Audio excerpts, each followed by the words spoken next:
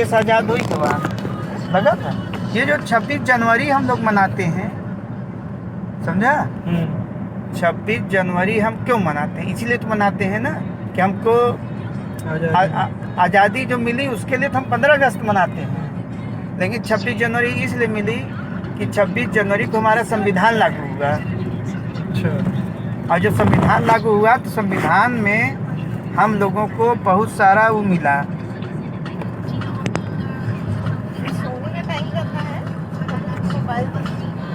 संविधान में हम लोगों को बहुत सारे अधिकार मिले।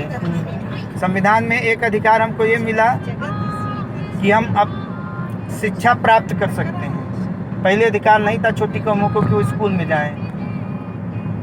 शिक्षा और हमको छुआछूत से अलग किया गया कि अब कोई मानव से छुआछूत जात पात भेदभाव नहीं करेगा। क्योंकि हमारा सबसे बड़ी बात यही है कि हमारे देश में जो संविधान लागू हुआ, सबसे पहला चीज़ यही कहा कि धर्मनिरपेक्ष राज्य घोषित हुआ। तो सबसे बड़ा अच्छा ही हो गया कि धर्मनिरपेक्ष है। हमारा धर्म वर्म से मतलब न रहे। तो जब धर्म से मतलब नहीं हुआ तो जाति से मतलब न रहे। उसके बाद पढ़ने का अधिकार मिला। उसके बाद पढ़ लिख करके हम बड़ा से बड़ा पद पर देश की सेवा कर सकते हैं। समझा? सही बात। उसके बाद हम अपने मनपसंद का कारोबार चुन सकते हैं, बिजनेस चुन सकते हैं। ये अधिकार हमको मिला। और हमको अपने गांव के विकास के लिए प्रधान चुनने का अधिकार मिला, प्रधान के सदस्य चुनने का अधिकार मिला, सीएम पीएम प्रधानमंत्री तक चुनने का हमको अधिकार मिला। समझ रहे हैं? मतलब बपौती नहीं बात, प्रधानमंत्री या मुख्यमंत्री जोन भी है। समझे ना? नहीं तो ये सबसे अच्छी चीज़। और जब आदमी का काम हमें पसंद आए हम उसको बार बार चुनेंगे। जैसे मोदी को बार बार चुना जा रहा है। जब आदमी को काम नहीं पसंद आएगा तो सत्ता से बाहर कर देगा आराम से। तो और संविधान में बहुत सारी धारा बनी कि संविधान मतलब नियम और कानून, नियम कानून हमारे देश का बना। अब जैसे जब कानून बन रहा था ना तो भीमराव अंबेडकर साहब आरक्षण की मांग कर रहे थे। आरक्षण की मांग ये कर रहे थे कि जो पिछड़ी कौमें हैं, हरिजन वगैरह, इनको आरक्षण मिले, नौकरी में आरक्षण मिले और चुनाव में इनको आरक्षण मिले, किसी पद पर खड़े हो सके तो। हाँ। और नौकरी में मिले आरक्षण। तो उसमें महात्मा गांधी अनशन पर बैठ गए। पूना पैक्ट जब आप डालेंगे यूट्यूब पर या गूगल पे, पूना पैक्ट इसीलिए फेमस है कि उसमें महात्मा गांधी उस पर बैठ गए धरने पर कि नहीं, आरक्षण नहीं होना चाहिए। लेकिन देश की आज़ादी में उनका महत्वपूर्ण योगदान था। वरना आज कौम महात्मा गांधी से बहुत नाराज रहती जो SC ST OBC है। ये तो आरक्षण के खिलाफ थे। और फिर भी और उसके बाद वो भूख हड़ताल पर हो गए तो बहुत ज़्यादा बीमार हो गए। तो उनकी वाइफ आ गई कस्तूरबा गांधी। वो भीमराव अंबेडकर से विनती करने लगी कि हमारे ये हस्बैंड बहुत कमज़ोर हैं और कमज़ोर हो जाएंगे, हमारा सुहाग बचा लीजिए। क्योंकि ये सत्य के पुजारी हैं और इन्होंने वचन जो दे दिया तो दे दिया। ये भूखे चाहे जान चली जाए ये जान दे देंगे।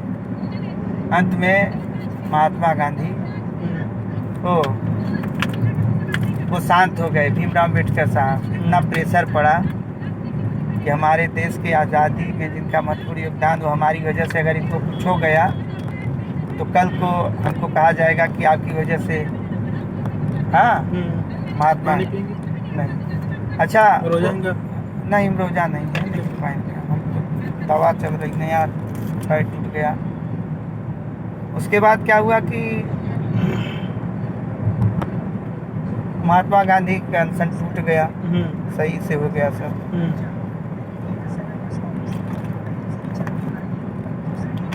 तब भाई उसके बाद देश आज़ाद तो हो ही गया, सब सही हो गया था। तो महात्मा गांधी भीमराव अम्बेडकर साहब सोचे कि क्या अगर इनको कुछ हो गया तो बहुत कुछ हो सकता है, दंगा फसाद हो सकता है, हमारी कौम पिछड़ी कौम है, फिर मारने पीटने लगेंगे लोग, तब हम क्या करेंगे? कि आपकी वजह से महात्मा गांधी, और उनको भी तो वो दिया जा रहा था ना धमकियों की, उनको भी मिल रही थी कि अगर हमारा कुछ हो गया तो समझ लेना ऐसा कर देंगे वैसा कर देंगे। अच्छा। और उनकी वाइफ तो कई बार सपने में सपना देखती थी कि आज भीमराव अम्बेडकर का आज मर्डर हो गया, आज ये हो गया, आज उनको मार रहे हैं। धीरे धीरे वो हार्ट की पेशेंट हो गई और उनकी डेथ भी हो गई। हाँ, और कई बार अटैक भी हुआ है। अच्छा। हाँ, सचमुच का भी अटैक हुआ है भीमराव के ऊपर। एक बार तो ये असल चीज भीमराव अम्बेडकर कहते थे कि बताओ आप भी हिंदू हम भी हिंदू, आप भी पूजा जिसकी करते हैं उसी की पूजा हम करते हैं, लेकिन मुसलमान आपके साथ उठ बैठ सकता है लेकिन हम आपके साथ नहीं उठ बैठ सकते। तो हमारे साथ ही भेदभाव हो रहा है। देख के आप मोड़ पर है गाड़ी। हाँ, ऐसे मोड़ खतरा रहता है।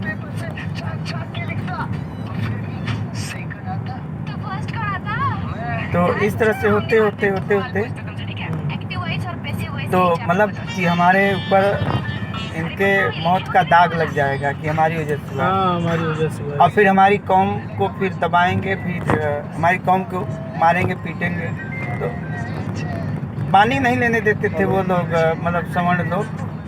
तो महात्मा गांधी जो है ये भीमराव अम्बेडकर एक बार अपनी कौम को लेके गए, कहा पानी पर किसी का कब्जा नहीं चलेगा। और जब गए तालाब से पानी लिए हैं तो बहुत मारे गए हैं ये लोग, बहुत लाठी बहुत मारे गए हैं कई सारे लोग। तो जब ये होता है कि आदमी डरता है तो बात दबी रहती है, और जब बहुत सारे लोग मारे गए, सर फूटा, हाथ टूटा, पैर टूटा, छोटे छोटे बच्चे मारे गए, बड़े बड़े आदमी, औरतें, तब ब्रिटिश हुकूमत संज्ञान में लिया इसको। उस समय देश आज़ाद नहीं हुआ था, उस समय जब लेके गए थे तो तब अंग्रेजी हुकूमत ने इनका सपोर्ट किया कि हाँ भाई इनको पानी लेने दिया जाए, ये भी इंसान है, क्या इनको पानी नहीं मिला जाएगा? अंग्रेजी हुकूमत मतलब सपोर्ट किया। अच्छा, उस टाइम। हाँ, अंग्रेजी हुकूमत तो हमेशा सपोर्ट किया। ये अभी हम एक मूवी देखे हैं पिक्चर हॉल में जा कर के, हम पूरी फैमिली से गए थे। उनका एक फिल्म है ज्योतिबा फुले, अभी आई थी, तो उसको ये बहुत सारे लोग इस फिल्म को चलने नहीं दे रहे थे। अच्छा। क्योंकि उसमें अब यही दिखाया गया है कि बड़ी कास्ट ऊंची कास्ट वाले छोटी कास्ट वालों को काम नहीं करने दे रहे हैं। जैसे वो ज्योतिबा फुले एक स्कूल, तो क्या करी? हाँ यार, सेब वाली दुकान पे रुका यार, कहाँ तो आगे आई जाते। चलो चला वहाँ चिलबिला में।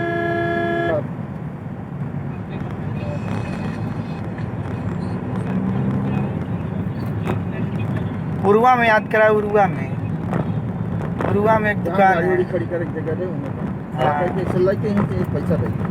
तो जाना तो ज्योतिबा फुले अपने कौम के पढ़ाई बदे स्कूल खुलवाए। अच्छा। तो जब स्कूल खुलवाए तो अब सारे लोग खफा हो गए, समझ लो कि अब तुम लोग पढ़ोगे, ये पाप है, हमको पाप लगेगा तुम लोग पढ़ोगे। शास्त्र में ये नहीं लिखा है कि तुम लोग पढ़ो, तुम अपना काम करो। लेकिन तुम मानी नहीं। जब स्कूल खुलवाए तो उसके स्कूल में तोड़ फोड़ हो गई, उनका कुर्सी में जो सब तोड़ दिए, चट फट में आग लगा दिए, उनका पूरा जलने लगा। बच्चे दहशत में आ गए।